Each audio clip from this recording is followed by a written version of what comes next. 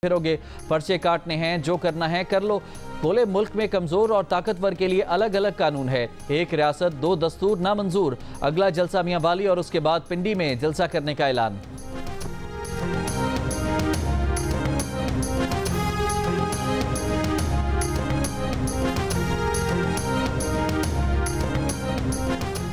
पंजाब की सीनियर वजीर मरियम औरंगजेब ने बानी पीटीआई के बारे में इसराइली अखबार का मजमून सोशल मीडिया पर शेयर कर दिया। कहा, इसराइली अखबार में शाया मजमून ने बानी पीटीआई के दोगलेपन और तजादात को बेनकाब कर दिया।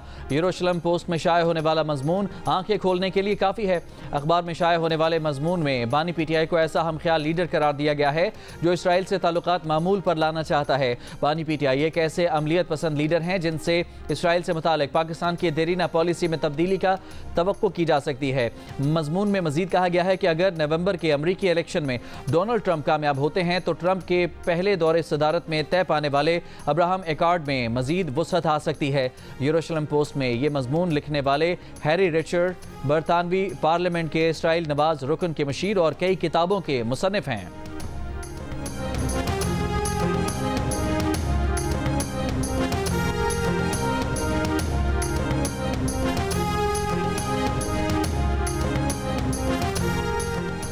मुशीर इत्तलात खैबर पख्तूनख्वा बैरिस्टर मोहम्मद अली सैफ ने कहा है कि बानी पीटीआई का इसराइल के बारे में मौक़िफ़ वाज़ेह है। हुकूमत के पास करने को कुछ नहीं। लाहौर के कामयाब जलसे से तवज्जो हटाने के लिए दूर दूर से मवाद ढूंढ कर ला रही है। इसराइली अखबार यरूशलेम पोस्ट में शाया मजमून पर रद्द अमल देते हुए बैरिस्टर सैफ ने कहा कि अगर यहूदी मीडिया ने बानी पीटीआई की तारीफ की है तो बानी पीटीआई को इसकी वजाहत देने की कोई ज़रूरत नहीं। पहले इन लोगों को मोदी से ताल्लुकात और भारतीय इंजीनियर्स की वजाहत देनी चाहिए। बानी पीटीआई की तारीफ यहूदी मीडिया ने की है तो उनसे पूछें बानी वजाहत क्यों दें। यह भी कहा कि लगता है राना सनाउल्लाह, अता तारड़ और ख्वाजा आसिफ को किसी ने खबर नहीं दी कि अली अमीन ने अटक क्रॉस कर लिया। वज़ीर आला केपी ने जाली वफाकी हुकूमत की नींदें हराम कर रखी हैं। वफाकी वज़रा को पीटीआई के खिलाफ प्रेस कॉन्फ्रेंसेस के लिए बिठाया गया है।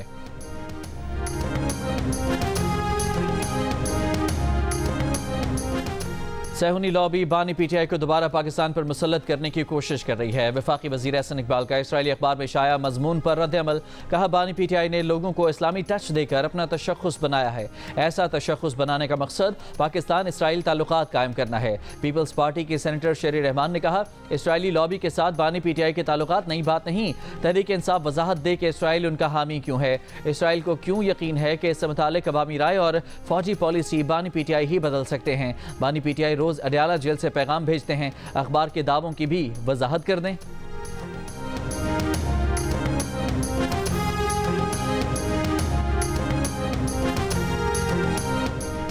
पीटीआई लीडर्स ने इंतजामिया के कहने पर अच्छे बच्चों की तरह जलसा खत्म किया और उनके सारे लीडर्स अच्छे बच्चों की तरह लाइन लगाकर खुद गाड़ियों में बैठे। वजीर इत्तलात पंजाब अज़मा बुखारी की मीडिया से गुफ्तगू। कहा, जिसने भी कानून को तोड़ा है उससे सख्ती से निपटेंगे। पंजाब किसी की खालाजी का घर नहीं है, किसी कानून तोड़ने वाले को नहीं छोड़ेंगे। पीटीआई की क़यादत ने पंजाब हुकूमत के रिट को तस्लीम किया।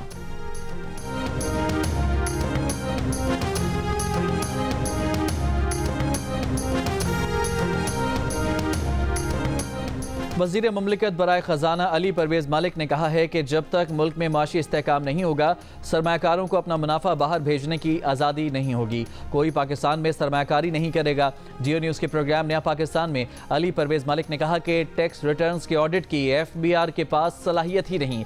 11% शरह सूद पर $600 मिलियन के महंगे तरीन कमर्शियल कर्ज के सवाल पर वज़ीर ममलिकत ख़जाना ने कहा कि यह कर्ज आलमी मालियाती इदारों का पाकिस्तान के लिए दरवाजे खोलने का सबूत है। ये भी कहा कि अगर IMF का फ्रेमवर्क लेकर आगे चलना है तो क्या हम हाथ खड़े कर दें, दिवालिया होने दें। सवात में मालम जब्बा रोड पर पुलिस मोबाइल पर रिमोट कंट्रोल बम हमला। एक अहलकार शहीद, सब इंस्पेक्टर समेत 4 अफराद जख्मी। पुलिस वैन 10 से ज़ायद ममालिक के सफ़ीरों के सिक्योरिटी काफिले में शामिल थी। काफिले में रूस, ईरान, पुर्तगाल, इंडोनेशिया, ताजिकिस्तान, कज़ाकिस्तान और इथियोपिया के सफ़ीर भी मौजूद थे। धमाके में तमाम सफ़ीर महफूज रहे। पुलिस के मुताबिक तमाम सफ़ीर चैम्बर ऑफ कॉमर्स मैंगोरा की तकरीब में शिरकत के बाद मालम जब्बा जा रहे थे। तर्जुमान दफ्तर खारजा के मुताबिक सफारतकारों का ग्रुप बहिफाजत इस्लामाबाद पहुँच गया है। पुलिस गाड़ी को IED धमाके का निशाना बनाया गया। सदर आसिफ जरदारी और वजीर आजम शहबाज शरीफ की धमाके की मजम्मत, शहीद पुलिस एहलकार को खिराज अकीदत। कहा, दहशतगर्द अनासर न सिर्फ मुल्क व कौम बल्कि इंसानियत के दुश्मन हैं। दहशतगर्दों के मुकम्मल खात्मे के लिए कोशिशें जारी रखने का आज़म। गवर्नर और वजीर आला खैबर पख्तूनख्वा की भी सवात धमाके की मजम्मत। वजीर आला ने पुलिस से वाक़े की रिपोर्ट तलब कर ली। कहा, शहीद और जख्मी एहलकारों के अहल खाना की भरपूर माली आनत की जाएगी।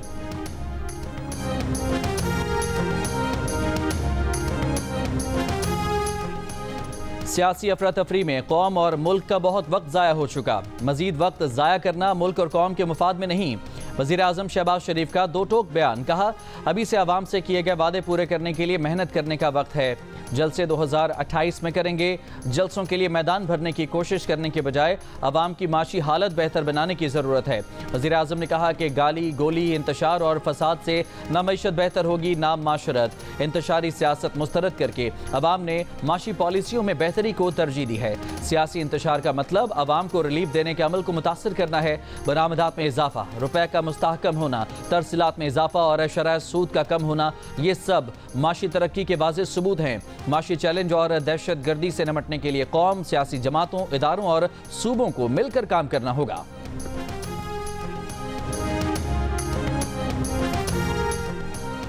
पाकिस्तान में इदारे अपने दायरे से बाहर दूसरे इदारे में मुदाखलत चाहते हैं। इसी मुदाखलत के बायस मुल्क पीछे जा रहा है। सरबराह JUIFA मौलाना फजलुर रहमान का कराची में तकरीब से खिताब। कहा, पाकिस्तान में ना सियासी इस्तेहकाम है और ना माशी इस्तेहकाम है। दुनिया पाकिस्तान के साथ कारोबार करने को तैयार नहीं। बोले, बदलते वक्त के साथ आप ज़रूर तब्दीलियाँ लाएं, लेकिन इसमें मखसूस सियासी मफाद नज़र नहीं आना चाहिए। इंसानी हुकूक का तहफ़्फ़ुज़ मईशत की खुशहाली का माहौल फराहम करता है। बदकिस्मती है कि हम खुशहाली से दूर हो रहे हैं। इलेक्शन मुनसिफाना होने चाहिए। बलूचिस्तान में अवामी नुमाइंदे नहीं हैं।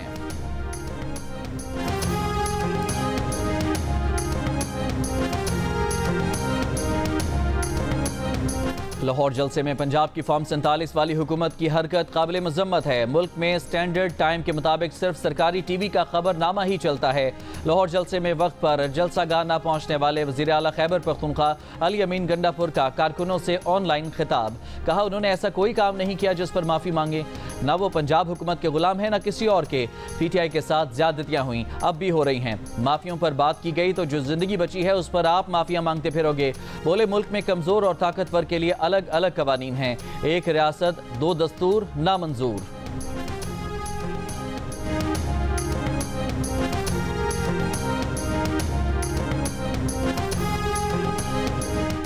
पंजाब की सीनियर वजीर मरियम औरंगजेब ने बानी PTI के बारे में इसराइली अखबार का मजमून सोशल मीडिया पर शेयर कर दिया। कहा, इसराइली अखबार में शाया मजमून ने वज़ीर आला पंजाब मरियम नवाज की ज़ेर सदारत इजलास में ट्रांसफार्मिंग पंजाब एग्रीकल्चर के लिए सिफारिशात का जायजा। टमाटर, प्याज समेत सब्जियों की काश्त बढ़ाने के लिए कोऑपरेटिव फार्मिंग मुतारिफ कराने का फैसला। वेजिटेबल फार्म्स ग्रुप को बीज, खाद, ड्रिप इरिगेशन और सोलराइजेशन पर सब्सिडी मिलेगी। पंजाब में 2000 एकड़ पर बेमौसमी प्याज और टमाटर की काश्त का प्रोजेक्ट लॉन्च किया जाएगा।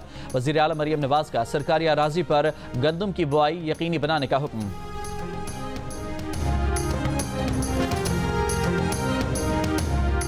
कराची, इस्लामाबाद, लाहौर, कोयटा और पेशावर समेत मुल्क भर के सरकारी और निजी मेडिकल एंड डेंटल कॉलेजेस और जामियात के MBBS और BDS दाखिला टेस्ट। 18,000 नशस्तों के लिए 1,67,077 उम्मीदवार शरीक। मुख्तलिफ जगहों पर बेइंतजामी की इतलात। कराची में MD कैट का पर्चा मुबैना तौर पर शुरू होने से पहले लीक हो गया। ज़राए का कहना है कि पर्चा रात 12 बजे लीक हुआ। डाओ इंतजामिया ने वायरल पेपर को बेबुनियाद करार देकर मुस्तरद कर दिया। कोयटा में टेस्ट के दौरान 20 से ज़ायद तलबा हिरासत में ले लिए गए। नकल में इस्तेमाल की गई डिवाइसेस भी बरामद। पेशावर में नकल के लिए ब्लूटूथ इस्तेमाल करने की कोशिश। करक में निजी हॉस्टल से 8 अफराद ज़ेर हिरासत। ज़राए के मुताबिक मुल्ज़मान का ताल्लुक टेस्ट पेपर आउट करने वाले गैंग से है।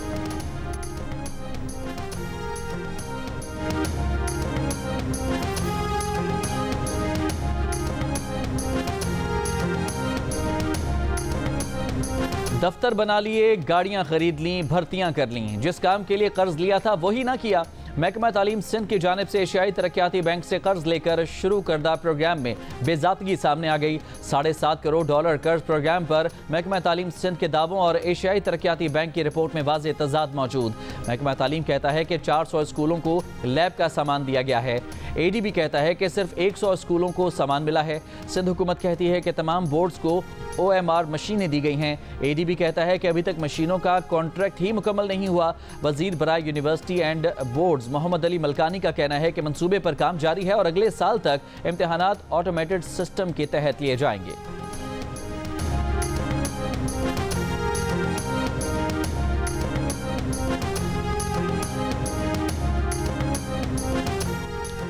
नैब ने पेशावर BRT इंक्वायरी की मद में 168 अरब रुपए रिकवरी का दावा कर दिया। एलामिया के मुताबिक नैब के 25 साल तारीख में ये सबसे बड़ी रिकवरी है। नैब ने आलमी सालसी अदालत से कॉन्ट्रैक्टर्स का 31.5 अरब रुपए का दावा भी खारिज करवाया। BRT पेशावर मंसूबे की तहकीकात का आगाज़ 2018 में हुआ था। तहकीकात में BRT के कॉन्ट्रैक्ट की गैर कानूनी अवॉर्डिंग और सरकारी फंड्स में खुर्द बुर्द के इल्ज़ामात लगाए गए।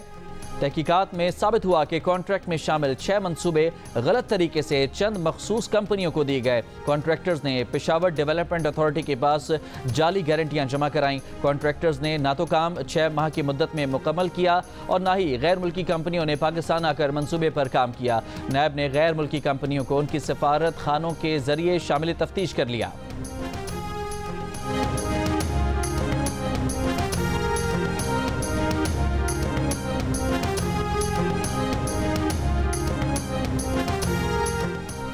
JUIFA के रहनुमा अब्दुल गफूर हैदरी ने कहा कि महंगाई में कमी से मुताल्लिक मुसलसल झूठ बोला जा रहा है। हुकूमती ओहदेदार एतराफ़ कर चुके हैं कि हुकूमत नहीं चल रही। अब्दुल गफूर हैदरी ने कहा कि यह हुकूमत मजीद नहीं चल सकती। फौरी तौर पर साफ शफाफ इंतखाबात कराए जाएं। मुल्क की मईशत को बेहतर बनाने के लिए सबको मिलकर बैठना होगा।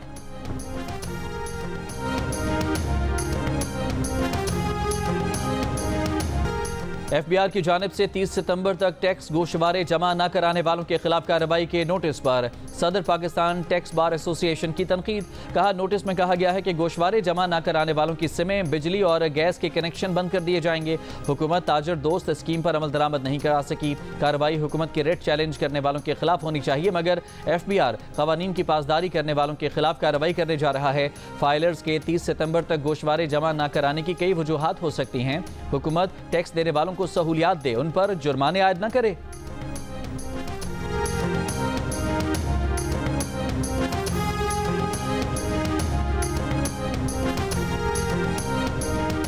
वफाकी वज़ीर राना तनवीर हुसैन ने कहा है कि आईनी तरमीम अवामी मफाद का मामला है, इसे सियासत की भेंट ना चढ़ाया जाए। आईनी अदालत आज का नहीं 30 साल पुराना मुतालबा है। हुकूमत आईनी तरमीम पर एतराज़ दूर करने के लिए तैयार है, मगर बिला जवाज़ मुखालफत की परवाह नहीं। शेखुपुरा में मीडिया से गुफ्तगू करते हुए कहा कि जिस सूबे का वज़ीर आला खुद क्लाशनकोफ उठाकर तशद्दुद को परवान चढ़ाए, वहाँ अमन की तवक्को नहीं। वो वक्त दूर नहीं जब फितना दफन होगा और मुल्क तरक्की करेगा। चीनी एक्सपोर्ट करने की इजाजत न दी तो बैंकों के कर्ज अदा नहीं कर सकेंगे। पाकिस्तान शुगर मिल्स एसोसिएशन ने स्टेट बैंक के नाम खत लिख दिया। कर्ज की अदायगी के लिए मजीद 3 माह की मोहलत मांग ली। अपने खत में स्टेट बैंक से कहा कि कमर्शियल और इस्लामी बैंकों के कर्जों की अदायगियों की तारीख 31 दिसंबर 2024 तक बढ़ाई जाए। इंडस्ट्री को इजाफी चीनी बरामद करने की इजाजत पर बकाया जात की अदायगी मुमकिन हो पाएगी।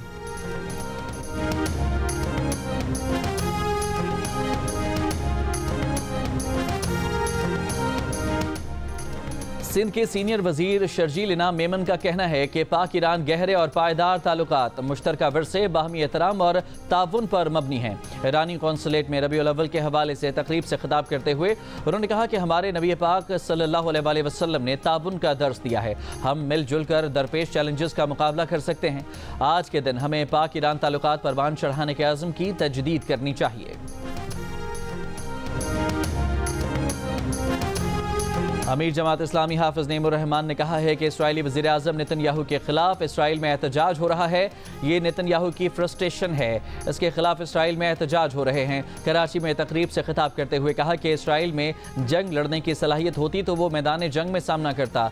हुक्मरान अपनी हुकूमत बचाने के लिए खामोश हैं।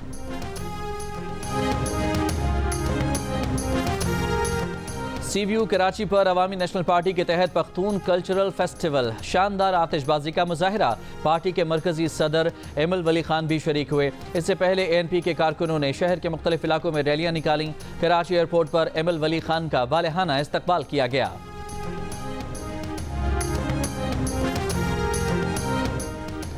रहनुमा PTI शोएब शाहीन ने कहा है कि सुप्रीम कोर्ट का वजाहती फैसला इलेक्शन कमीशन की बदनीयती की वजह से जारी हुआ। फुल कोर्ट के 8 जजेस ने मखसूस नशिस्तों पर वजाहती फैसला दिया है। एक TV इंटरव्यू में उन्होंने कहा कि पिटीशन कब फाइल हुई यह रिकॉर्ड मंगवाने पर पता चलेगा। शोएब शाहीन ने कहा कि अभी जजेस ने तफसीली फैसला लिखा नहीं और पहले ही अक़लियती नुक्ता नज़र सामने आ गया है। इसी प्रोग्राम में बात करते हुए रहनुमा नून लीग बिलाल अजहर कियानी ने कहा कि मखसूस नशिस्तों के केस में गैर मामूली वजाहत पर सवालात जायज़ हैं। जिस फरीक ने कहा कि वो मखसूस सीटें नहीं मांग रहे उन्हें दे दी गई। इलेक्शन कमीशन जब तक नोटिफिकेशन जारी नहीं करता ये स्टेटस को बरकरार है। बेहतर होगा तफसीली फैसले के बाद नजर सानी अपील में मामलात अदालत में हल हों।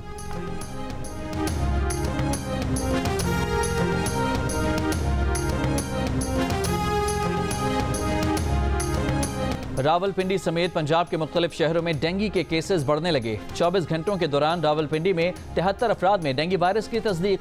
रवां सीजन में डेंगू के मरीजों की मजमूई तादाद 672 हो गई। 119 मरीज मुख्तलिफ अस्पतालों में जेर इलाज। इस सीजन के दौरान शहर में डेंगू वायरस से 4 अमवात रिपोर्ट हो चुकी। इसराइल लबनान कशीदगी में इराकी ग्रोह भी शामिल। लड़ाई का दायरा फैल गया। इराकी ग्रुप IRI ने इसराइल पर ड्रोन और मिसाइल दाग दिए। इसराइली फौज ने हमले की तस्दीक कर दी। यमन के हौसी ग्रुप का भी इसराइल पर मिसाइलों से हमलों का ऐलान। हिजबुल्लाह के इसराइली शहर हैफा पर 85 रॉकेट हमले। अरब मीडिया के मुताबिक कई मकामात पर आग लग गई। हिजबुल्लाह ने दावा किया कि लबनान पर हमलों में इस्तेमाल होने वाले रमाद डेविड एयरबेस और इसराइली टेक कंपनी रफाइल को निशाना बनाया गया है। हैफा शहर में कई घर और गाड़ियां भी इन रॉकेटों का निशाना बनी हैं। 24 घंटों में लबनान पर इसराइल का 400 हमले करने का दावा। पेजर धमाकों की तहकीकात जारी। भारतीय नजाद नॉर्वेजियन शहरी के केरला में घर की निगरानी सख्त। रेंसन इस कंपनी के बानी हैं जिसने हिजबुल्लाह को पेजर्स की फरोख्त में सहूलत दी थी।